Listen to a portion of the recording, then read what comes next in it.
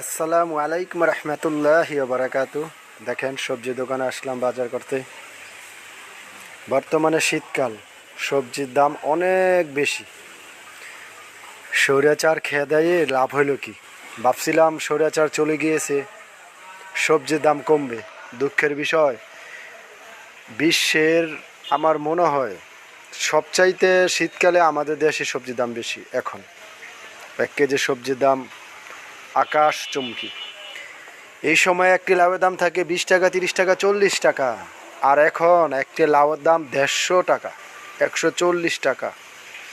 একটা জালি কুমড়োর দাম থাকে 30 টাকা, 25 টাকা। আর এখন 60 টাকা, 70 টাকা। একটা ফুলকপির দাম থাকে এই সময় 30 টাকা, 20 টাকা, এখন 60 টাকা পিস।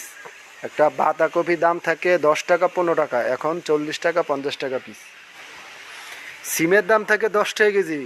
দুঃখের বিষয়, সিম এখন 70 টাকা, 60 টাকা কেজি। বেগুনের দাম থাকে এই সময় 10 টাকা, 15 টাকা, 25 টাকা কিলো। আর এখন 1 কেজি বেগুনের দাম 80 টাকা। 1 কেজি লতির দাম বর্তমানে 120 টাকা।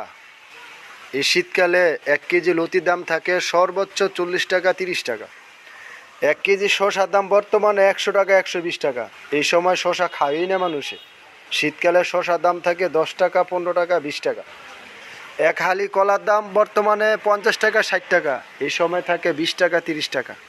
কি বলবো, দুঃখের বিষয়। আসলে আমরা সাধারণ মানুষ, রাজনীতি বুঝি না। আমরা চাই এই দেশের সরকার সব কিছু কম দামের পাবলিককে খাও।